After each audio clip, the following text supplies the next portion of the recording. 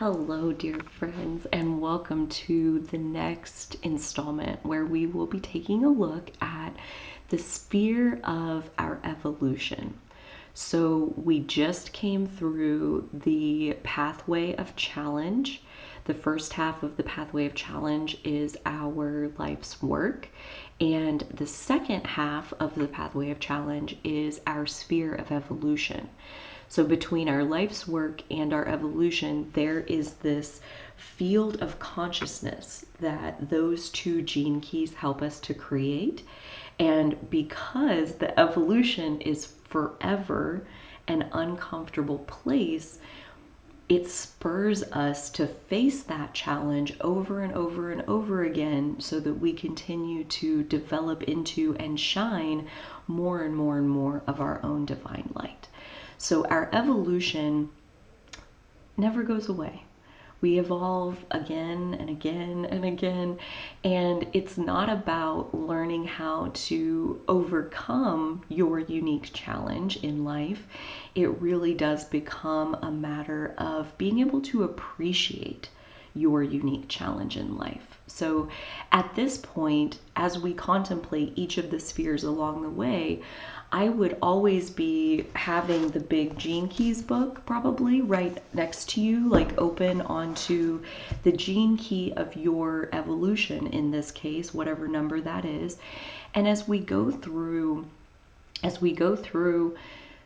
talking about the shadow, the gift, and the siddhi of the evolution, be incorporating each of those pieces out of your unique gene key to see how does this show up in our life? How does this play out in our life?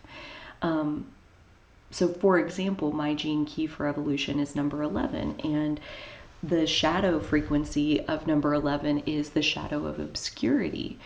And I can very much see the shadow of obscurity playing out again and again and again in my life, and learning to find myself in real time in the middle of obscurity, which means either I'm delusional or I think somebody else is, which is usually a sign that I'm being delusional, to witness myself inside of obscurity and to appreciate in that moment that the fact that I'm finding myself in obscurity means that new light is about to break open inside of me and inside of the world as a result of that.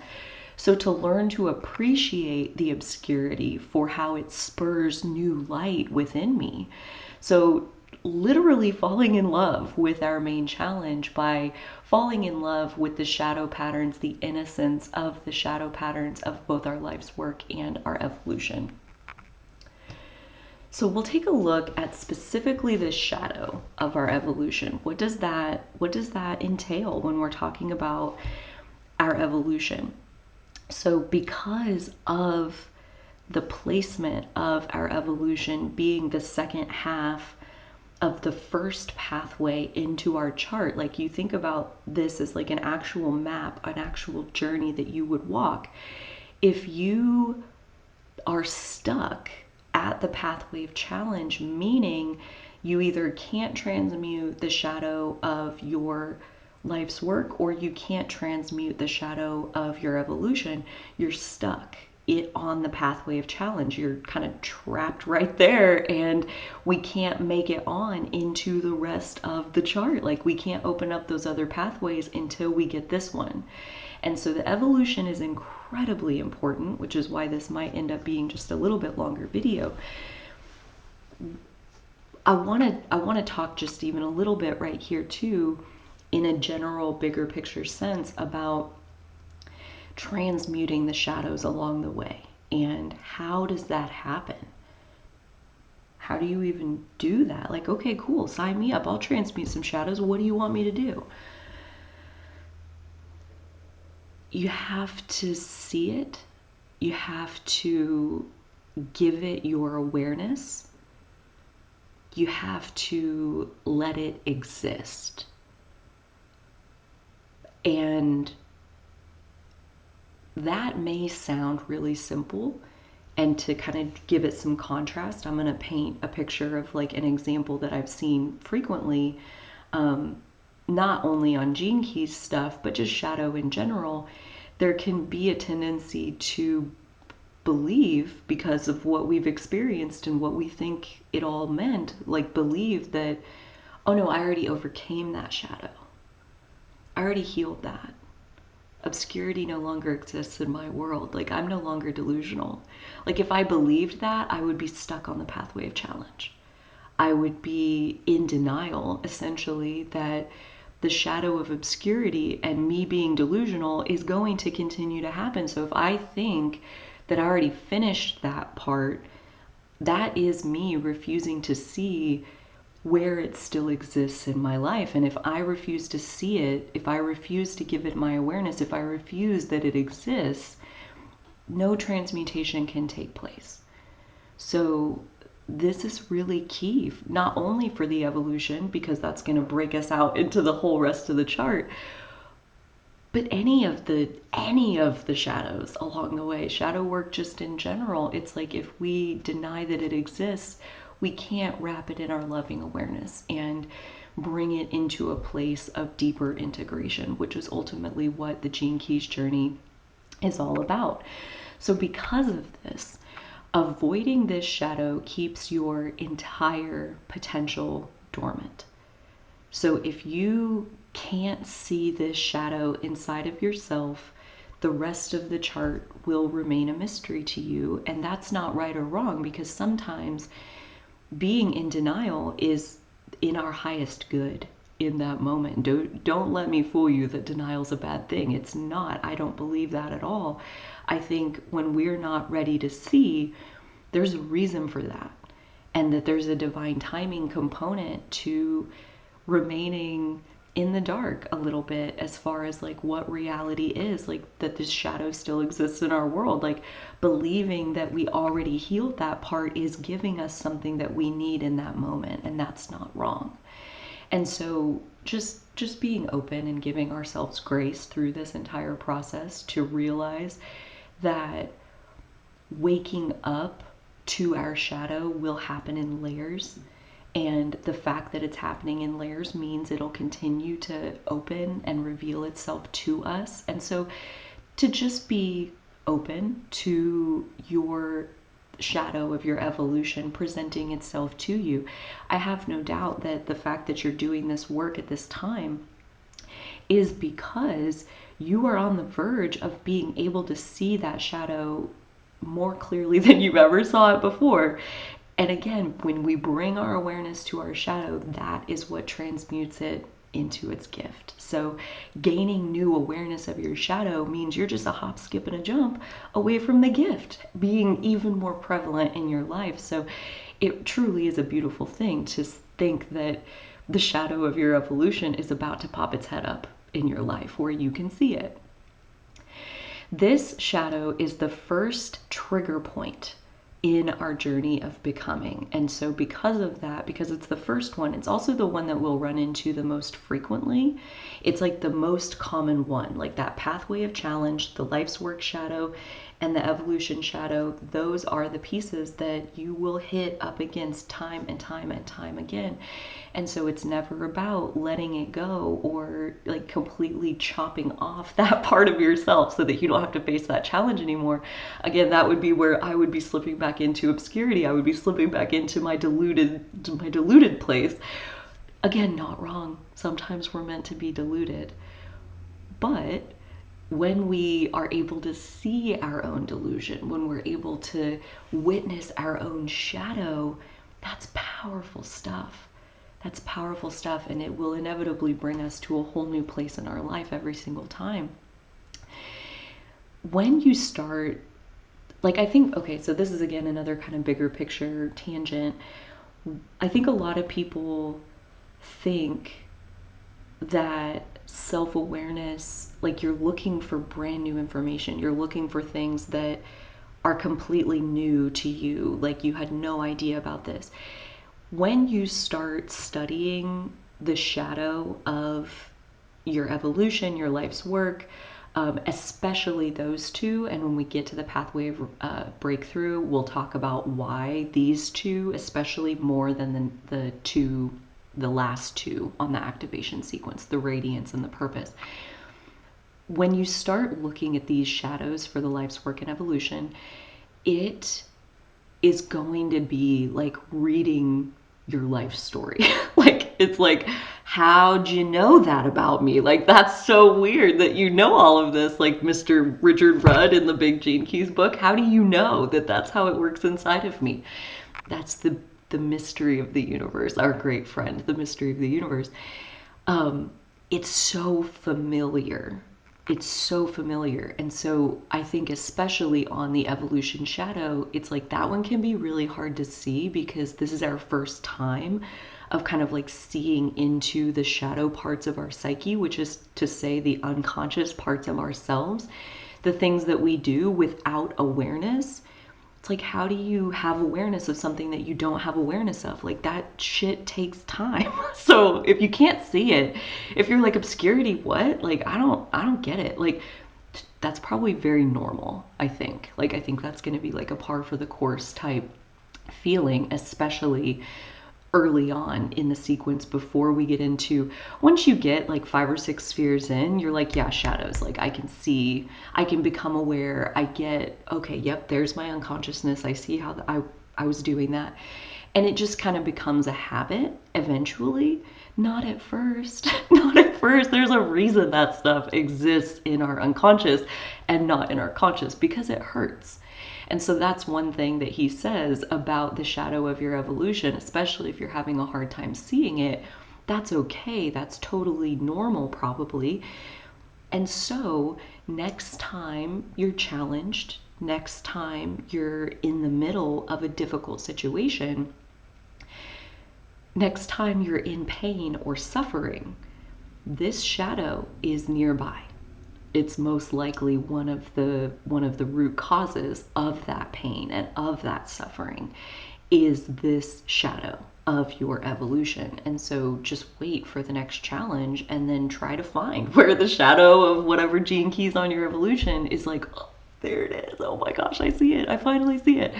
So like catch a glimpse however you can. And because we're on the second half of the pathway challenge, it's going to be in the middle of a challenge. It's going to be in the middle of one of the hardest moments of your life.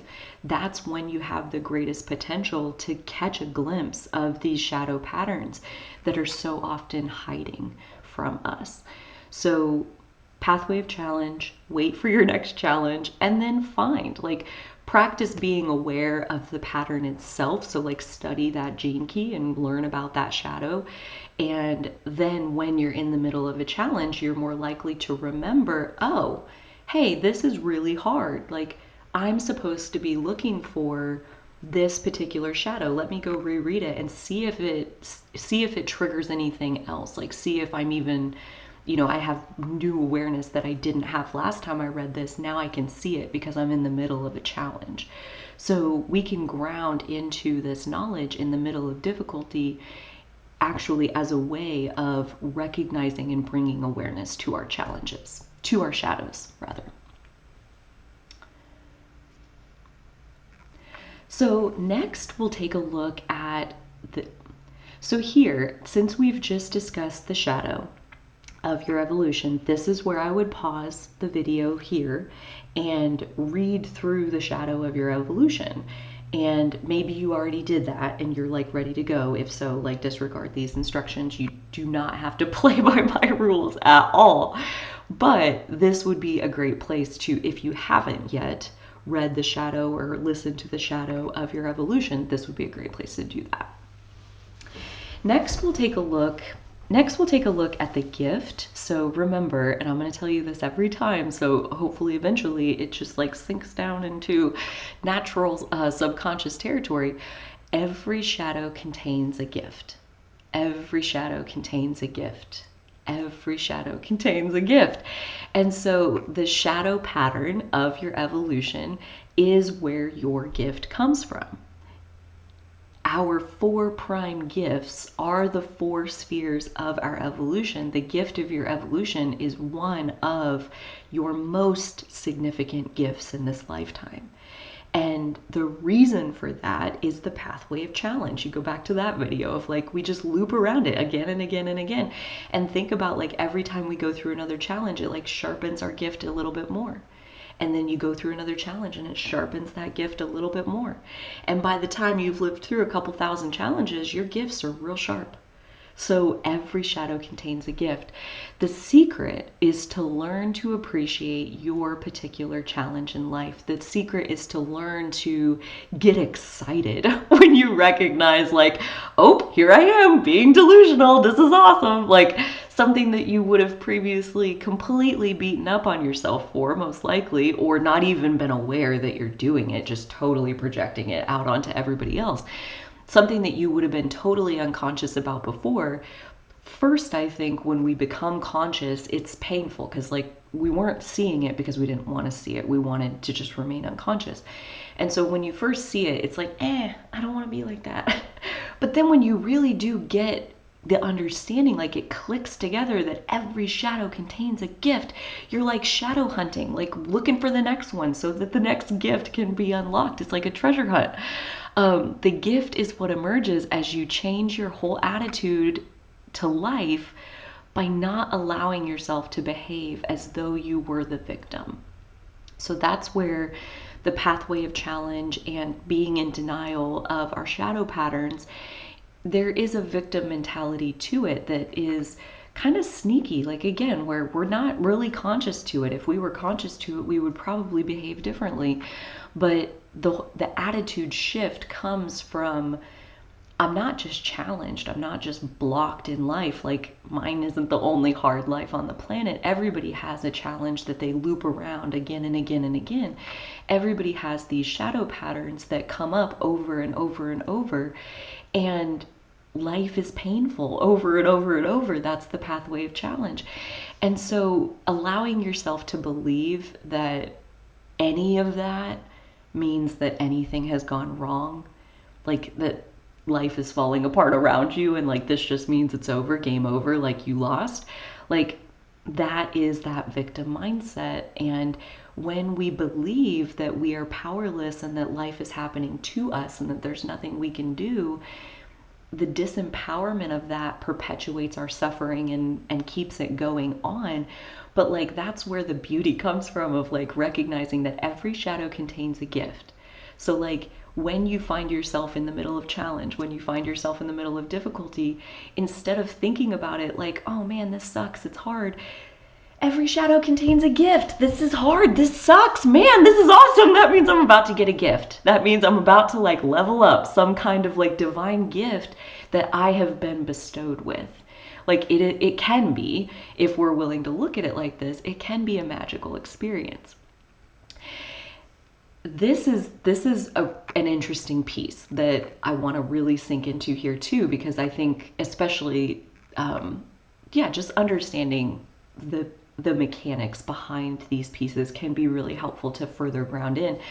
But he says like the gift, and by he, Richard Rudd in the activation sequence book, this gift, the gift of your evolution, grounds you in your physical body. The gift of your evolution grounds you in your physical body. And the reason for that is because the evolution is your earth sign. So the earth is always opposite. I'm pretty positive I went through this when I talked on an earlier video, but like just to refresh, the earth is always opposite the sun. So our life's work is our sun sign on our natal chart, and always opposite our sun sign is where our earth sign is. And so the gift of our evolution is the gene key that was activated by the earth. And so our first challenge is to figure out how to ground our physical, how to ground our divine light, our sun sign energy, how to ground it into our physical vessel, that earth sign energy. And so the gene key of your evolution, and especially the gift of your evolution, it's like you have to be in your body in order to be able to find and use that gift. in order to bring the awareness to transmute your shadow. You have to get inside your body. And I was always the one that was like, what does that even mean? Like, how can you not be in your body? Like, we're just always in our body. What are you even talking about? Being in your head is not being in your body. Being outside of yourself, like watching TV or paying attention to other people, now you're in their world. You're nowhere near your body, not your mind, like you're in their consciousness. So like we can leave ourselves by paying attention outside of ourselves. And so we're in our body when we're aware of our own inner physical sensations and feelings and energies. And so we have to come back inside of ourselves, and that's how we ground our physical light into the world. And so it all really makes sense when you start like pulling in all of these different threads. So the gift of our evolution is what grounds you in your physical body. So again, this would be a great spot, if you haven't already, to pause this video and read the gift level frequency of your evolution gene key. Next, we'll take a look at the siddhi, the gift, the divine gift frequency of our evolution. For this especially, it's important to consider, to go back to the life's work and the evolution. Those two gene keys are really making one field of consciousness. So even though we're understanding it first as the life's work and then as the evolution, like really it's all one thing. The two cannot be separated. Like when you activate the shadow of one, you're automatically activating the shadow of the other. And so transmuting those shadows kind of happens like simultaneously, the pathway of challenge. So the siddhi, between the siddhi of your life's work and the siddhi of your evolution, is a single field of consciousness that dictates your genius. This is your genius, the divine gift level, the top level of your life's work combined with the top level of your evolution. That is your unique genius in the world. That is where you are set apart from other people. Like when you start studying these two gene keys and you start, like especially those top frequencies, the gift and the siddhi, other people cannot do these things. Like unless they have other concentrations of these gene keys like elsewhere in their chart, but even then they're using them differently. It's not their genius. So having your unique gene keys on your life's work and your evolution, this is your unique genius. So being able to appreciate your unique intelligence in this world and seeing how, you know, I think all of us seek to be understood on some level, and maybe those of us that seek self-awareness are the ones who want it most. We're like tired of waiting on other people to understand us, so we try to figure out how to understand ourselves. And when you see your unique genius, it starts to make even more sense as to why others couldn't understand, because they're not wired that way. They're wired in their unique genius kind of way, and I'm wired in my unique genius kind of way. And it's all right. It's all beautiful. And so being able to understand that you have genius and that this is how it works, in my opinion, is the most beautiful outcome of the pathway of challenge. Is that every time you face another challenge, another challenge, another challenge, you get to become that much more acquainted with your own genius. Challenge is what gets you to see your genius, how you respond, what it pulls out of you when you're in the middle of a challenge. Like, for example, and I'll have to journal with this to see how it applies to my unique genius, but one of the most incredible experiences was at the beginning of COVID. I was running my grocery store and there's a global pandemic and we go on lockdown, and one of the essential services that's allowed to continue is food service. Not restaurants, but grocery stores. So like my profession ended up being like one of the frontline workers to deal with this pandemic and to, you know, be there for the people, to be there for the public, to help them through this, to provide the resources that they needed to come through this. It was one of the greatest pressures I've ever felt. And at the same time, coming out the other side, I got to see that some of my unique genius is the darker it gets, the brighter I shine. the more confusion and chaos there is, it's like it almost like pushes me into this like direct channel of clarity and light. And that, I think, is the shadow of obscurity, the shadow of confusion and delusion, and cannot see clearly what is reality. At the beginning of the pandemic, like, that was off the freaking charts. And so it was like, here's just one more lap around that challenge. And what I got to see was my unique genius, how I just organically had to overcome my own shadow of like, I don't like being in obscurity. It doesn't feel good. And because of that, and because here's everybody bringing me more confusion all the time. You turn on the news, there it is. You look at YouTube, there it is. Like, you go to work, there it is. And because of that intense challenge, my unique genius came more clear to me than ever before. So being able to embrace challenge for the beautiful self-awareness that it yields, to the point where it's like the complete opposite of wanting to avoid challenge. You're looking for the next one. You're like, oh yeah, that was pretty awesome. Bring it on.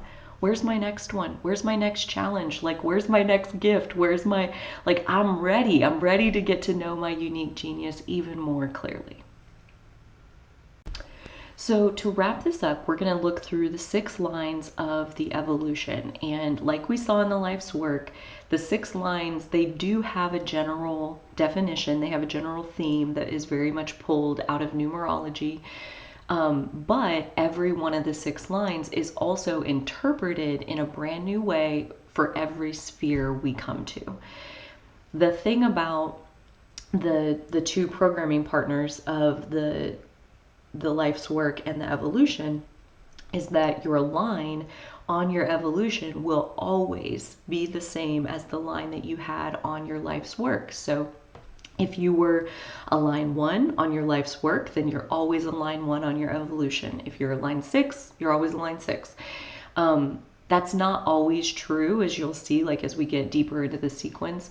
But for your life's work and evolution, those 2 will always be the same line, and your radiance and your purpose, those 2 will always be a different line than the first 2, but the same as each other, if that all makes sense. So first, with line 1, this is called self and empowerment. And if you'll remember back to life's work, it was the creator. And so this is the idea that, like, your primary challenge is to basically feel self-assured enough that you feel confident enough in yourself to be able to bring what's inside of you to the outside. The creator has something that they're here to contribute, but the pathway of challenge is that often that line 1 will feel inadequate and will be like, this isn't even anything, and just kind of set it to the side. But then you deprive the whole world of what it was that you were giving birth to in the first place. So the challenge is around finding that self-assuredness when you're a line 1 evolution. With line 2, it's called passion and relationships. And this is very, very interesting. It's about the uninhibited expression of your energy. And so when you have uninhibited expression, you think about, like, it depends on what the energy is, if that's going to be a good thing or a bad thing. Like, if you're existing in the shadow of your evolution, like whatever the shadow is, then you're very uninhibited and not self-conscious, and you just express the shadow openly, you spew it out into the world. It's incredibly destructive, the energy of that. And vice versa. When you are operating at the gift or the siddhi, the divine gift, and then you're uninhibited and you spew that energy out into the world, the benefits are just as rampant as the destruction was. So you can't help but be freely expressive when you have a line 2 evolution, but it is about, inside of those relationships close up to you, watching the reactions that you get and listening to the feedback from the people closest up to you to help you understand the effect that the energy that you're exhibiting is having on other people. And the effect that it's having on other people will tell you a lot about, are you coming from the shadow frequency or are you operating from the gift frequency? The line 3 is called energy and experience. And if you remember back to the life's work, there's a lot of experiences that have to happen when you have a line 3 on these two spheres. There's just that's where the learning is going to come from. And so he even goes so far as to say that, like, when, especially for a line 3 evolution, it really, really helps to look at your evolution as a long journey, more so than anybody else. Like, it will come piece by piece by piece by piece. Every single new experience will bring the next little piece of it, and then the next little piece of it. And so to cultivate the patience and the appreciation and the excitement, like I was describing, that comes from seeing, like, oh, there's a challenge, run right to it, because that's the next piece of my evolution. So to get that excitement going would be very line 3 of you. Ooh, and I love this part of it too, where he says, let go of needing to get something and focus on how much you've learned, and then use that learning to enrich others. It's like all those experiences, like, let's say you want to start a business, and the reason you want to start a business is because you want it to be profitable and you want to make a living, or whatever. Like, that's just one example of a goal. And so that's the experience that you do. You start a business. And what he's saying there is, like, rather than trying to look at that, like, how can I make my business successful, and like being focused on the success of the business as the outcome, focus more on all of the pieces that you learn along the way, all of those incremental steps along the way that are enriching you. It's like, the success of the business and making money at the business is one thing, and you're wanting that physical money, that physical representation of value. But every single day that you show up to run your business, you're learning something new. Every single moment, every single interaction is bringing you another piece of value, another piece of enrichment, that those lessons are what it's paying you in more than anything else. And that's not to say you can't make money, but the more you're tuned into that process of harvesting lesson after lesson after lesson after lesson after lesson, and you're not even worried about the money, that's where I think you're really getting into your natural rhythms. And like we'll see as we get more into the chart, it's like the more you follow your natural rhythms, prosperity is the natural outcome from being in alignment with your own energy. So as a line 3 evolution, the more you can focus on the learning, the prosperity will take care of itself. You don't have to even worry about that. Line 4 on the evolution is called love and community. And the great challenge with the line 4 is a theme of love, which sounds really beautiful to me. I don't have a line 4 evolution. I would love to hear from you if you do. It's so beautiful. And at the same time, I can imagine the frustration of it, where it's like you love so much people and community and enriching others and helping others and supporting others and lighting them up and bringing them everything that you can to help them. And then on the same, the different side of the same coin, you love being with yourself. You love, like, giving all of that attention back to yourself. You love your quiet solitude time. You love the process that goes on inside of yourself when nobody else is around. And so the challenge of the line 4, especially early on, can work in extremes, because either you tip onto this extreme where you're just always around people, and eventually you burn yourself out. You break in the I can't just be with people. Like, that is gonna end up sucking my life force to the point where I don't have any energy left and I crash, I burn out. And then you swing into the other extreme of only being by yourself, and that leads to a crash of a different sort, more like of an internal implosion, because as a line 4 evolution, you're really not ever meant to just be by yourself. When you're in harmony with your natural rhythms, it'll go more like breathing, more like inhale, be alone, exhale, be with people. Inhale, be alone, exhale, be with people. Or sleeping is maybe a better example, where, like, I'm tired, so I go to sleep. And I sleep for 6 hours, maybe 8 hours, maybe 12 hours. Who knows how tired I am. I go away. I go into this place where I'm tired, so I'm reaching for this. And then I wake up and I'm energized. And then I go back out here. I'm going to be awake for 8 hours. I'm going to be awake for 12 hours or 20. Who knows? Again, how awake are you? And when you're done being awake, you're tired, you go back to sleep. And when you're done sleeping, you're awake, so you go back out and you're awake now. So it's like you kind of just move back and forth between you love being by yourself, so do that. And when you're kind of full, when you're kind of rested up on your alone time, then go back with people. And it's like almost a learning how to navigate your own energy of like which one are you ready for now, and being able to communicate with the people around you. Let's say when you are with the people and you're like kind of full up on your people time, being able to communicate and say, well, all right then, I'll take off now and like go away and like be by yourself. And so to find the loving way to reach out when you're alone and you're kind of getting into that lonely place, and like reach out to people and take their time and like connect with them, like to be willing to do that. And on the flip side, to be willing to take your leave from people and to leave them alone and leave them without you, so that you can go away and be by yourself and balance out your energies. The line 5 is all about power and the projection of power. And this is really interesting because with that line 5 projection field, the sheer nature of it is that the person on the inside of it can't see it, and everybody else in the world can. So that's a little disorienting. I gotta think, again, I'm not a line 5, but when you have a line 5 evolution, you have this X factor, is what Richard Rudd calls it.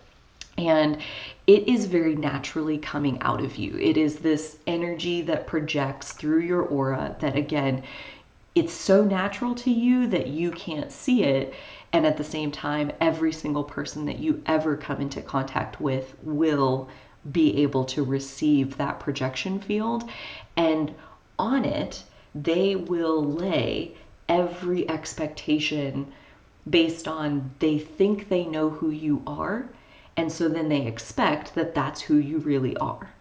And that's how that projection field works. And so early on, especially, it comes with a lot of disappointment. It comes with a lot of disappointment from other people in you and from you to other people.